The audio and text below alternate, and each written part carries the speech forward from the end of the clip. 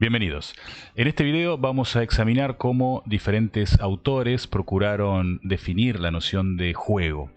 Vamos a arrancar con algunos autores previos a la existencia de los videojuegos y el entretenimiento digital y después vamos a hablar de autores un poquito más modernos. Veamos.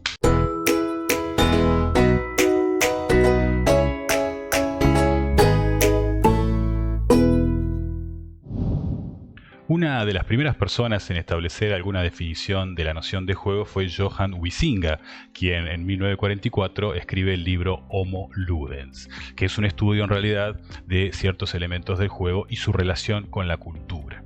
Al principio de este libro, Johann establece una frase interesante. Dice que el juego es más viejo que la cultura. El juego es previo a la cultura.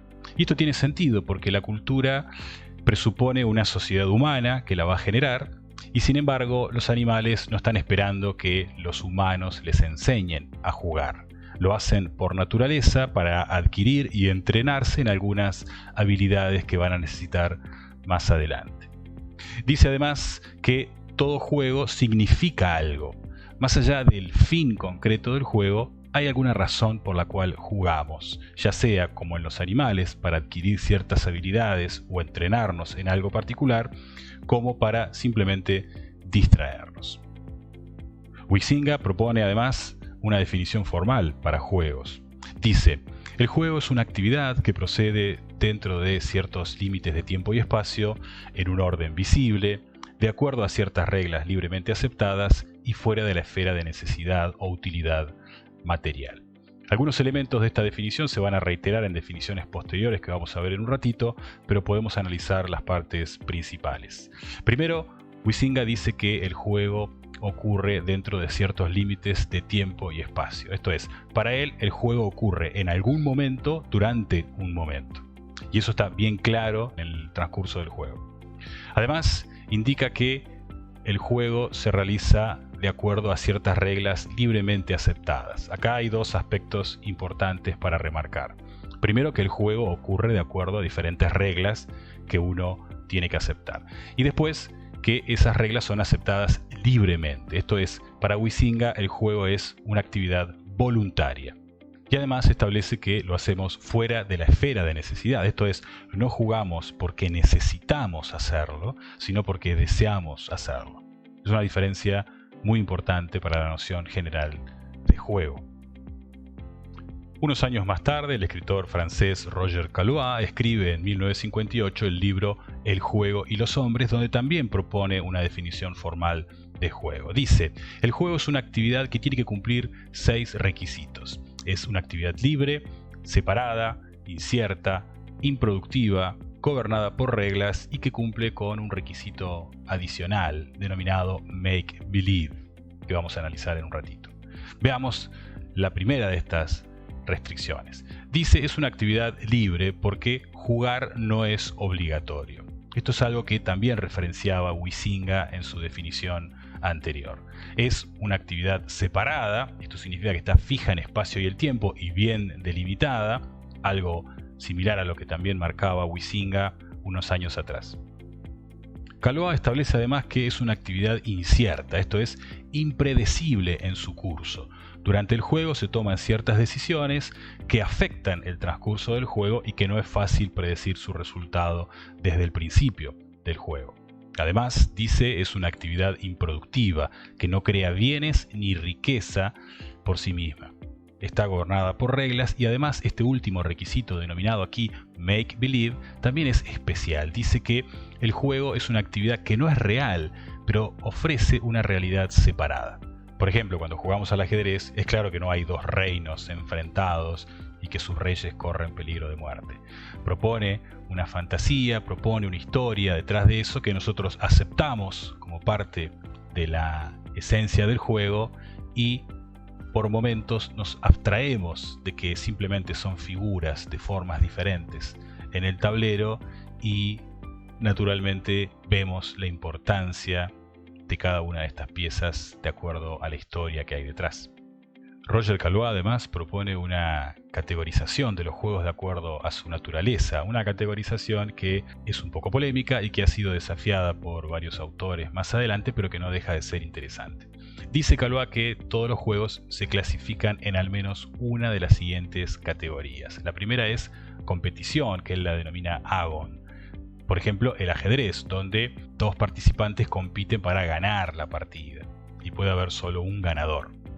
La otra es chance o alea, donde el factor de azar es importante. Por ejemplo, las máquinas tragamonedas habituales en las salas de casino.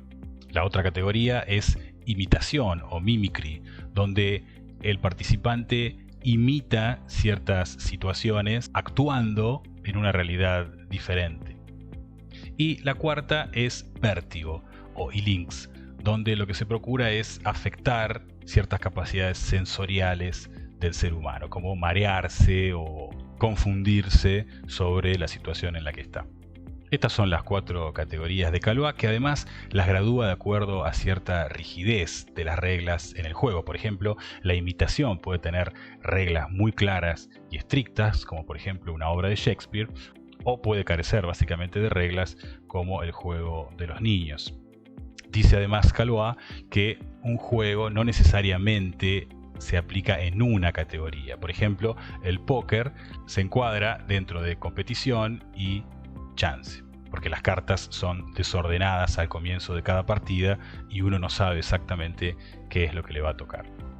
David Parlett, un conocido historiador de juegos y creador de juegos, identifica 2 tipos de juegos en sus trabajos: el juego informal o juego no dirigido, lo que en inglés se denomina playing around, que es un poco lo que hacen los cachorros cuando juegan, y el juego formal. El juego formal, dice, tiene un fin, esto es una competencia con algún objetivo específico, y tiene un medio, hay ciertas reglas acordadas y ciertos materiales que se pueden usar.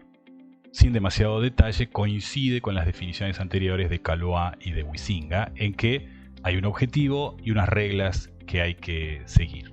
Clark Abt, un investigador muy reconocido, escribió en 1970 un libro denominado Serious Games, y es el primero que explora esta noción de juegos serios. También propone una definición de juego y dice que un juego es una actividad entre 2 o más decisores buscando lograr sus objetivos en un contexto limitado.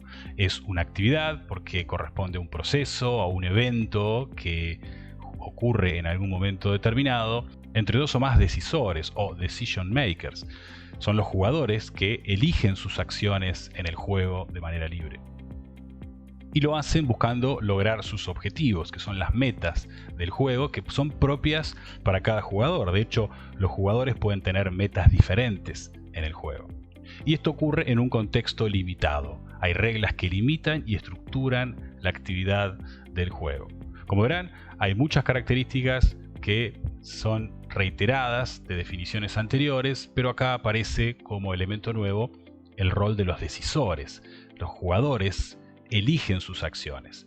Tiene que ver un poco con lo que identificaba Caillois previamente como el juego como actividad impredecible. Por su parte, Bernard Switz, un filósofo, también ensaya una definición de juego que es interesante. Dice: jugar un juego es el esfuerzo voluntario de sobrepasar obstáculos innecesarios. Una definición mínima, muy interesante, pero que esconde los elementos que también identificaban los autores anteriores. Es interesante que él, cuando habla de juego, define la acción. Es decir, jugar un juego es un esfuerzo voluntario que tiene un objetivo determinado, ¿sí? Dice que es voluntario porque es una actividad libre, algo que también venía siendo remarcado por autores anteriores. Y el objetivo es sobrepasar obstáculos innecesarios. Esa es la razón de ser del juego. Esos obstáculos están definidos claramente por medio de reglas. Fíjense que además destaca que los obstáculos son innecesarios. Esto es algo similar a lo que marcaba Huizinga al principio al decir que el juego está fuera de la esfera de necesidad o utilidad personal. Bien, esos autores trabajaron estas definiciones antes de la existencia de los videojuegos y en general del entretenimiento digital.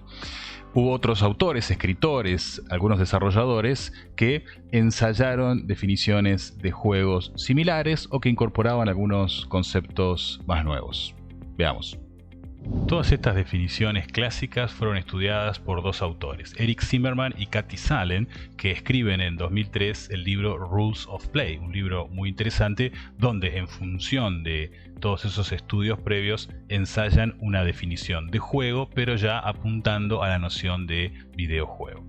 Un juego, dicen, es un sistema en el cual los jugadores se enfrentan en un conflicto artificial definido por reglas que resultan en una salida, en un resultado cuantificable. Analicemos más en detalle la definición que proponen estos dos autores, que es para muchos una de las más completas en el área. Dicen, un juego es un sistema, en realidad esto significa que el juego tiene objetos que hay que manipular, que tienen atributos propios, que se relacionan entre sí y que surgen en un entorno particular. Ese juego es encarado por jugadores que interactúan con ese sistema y con sus objetos en un conflicto artificial. Es artificial porque es un conflicto que está separado de la realidad, un poco también en línea con lo que establecían autores anteriores, destacando que el juego no es la realidad, sino que propone una realidad ficticia. Es un conflicto porque esconde detrás una competencia. Esto es, los jugadores interactúan con ese sistema, tienen objetivos concretos que pueden entrar en conflicto y por lo tanto uno tiene que competir con el otro. Este sistema está definido por reglas que proveen la estructura general del juego, una idea que ya había sido afianzada en definiciones anteriores, y dicen que todo esto tiene que resultar en una salida cuantificable, en un resultado final cuantificable, que puede ser ganar o perder, o puede haber un puntaje en función de cómo los jugadores interactúan con el sistema en este conflicto artificial.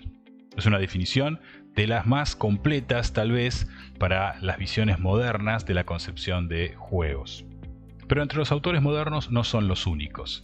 Por ejemplo, Greg Costikyan, que es un diseñador de juegos, establece que un juego es una forma de arte en la cual los participantes toman decisiones para administrar recursos simbólicos persiguiendo un objetivo. Acá aparecen elementos que también figuran en definiciones anteriores, pero lo interesante de la definición de Costikyan es que define los juegos con el arte, lo cual es bastante importante, especialmente en videojuegos donde el costado artístico tiene una característica primordial. Existen algunas definiciones más complejas como la de Johnny Smith, que incorpora algunos elementos nuevos a los ya existentes. Él identifica varios elementos que ya habían sido mencionados en definiciones anteriores como jugador, metas y reglas, pero además incorpora la noción de representación y de oponente. El jugador acepta las reglas que definen a su vez las metas y el jugador tiene como motivación inicial del juego alcanzar esas metas. Para eso lo que va a hacer es utilizar alguna concretización de esas reglas a través de alguna representación concreta, por ejemplo, las piezas en un tablero de ajedrez. Esa representación además tiene que ser consistente con las reglas que se establecen en el juego. Finalmente, el oponente es el que tiene los mismos intereses que el jugador y por lo tanto obstruye la posibilidad del jugador de alcanzar a sus metas, de forma tal que el jugador no conoce exactamente cuáles van a ser esas estrategias y por lo tanto el oponente agrega una dimensión de indeterminismo a este juego.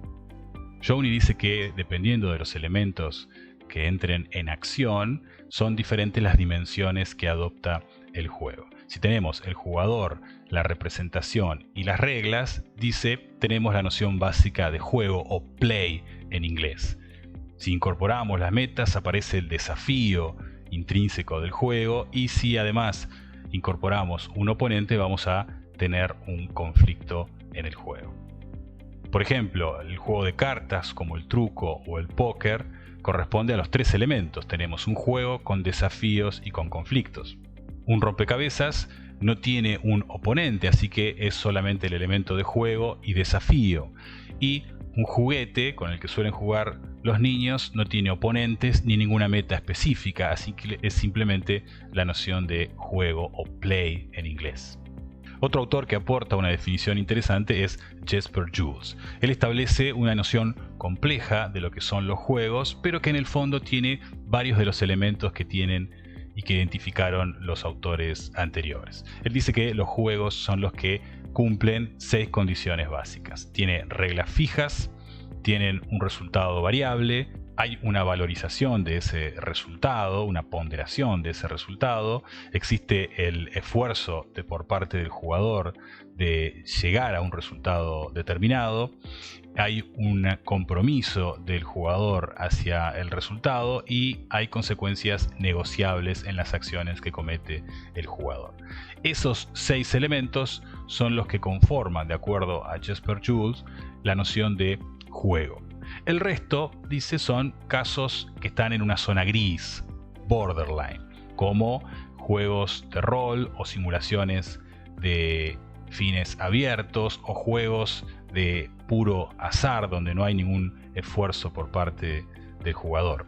Y aclara algunas cosas que parecen ser juegos, pero que en realidad no lo son, como ciertos juegos simples de bailes que suelen jugar los niños pequeños, o por ejemplo el denominado juego de la vida de Conway, que no tiene ninguna valorización del resultado, no hay ningún esfuerzo por parte del jugador, ningún compromiso con el resultado, es básicamente una simulación matemática de la vida.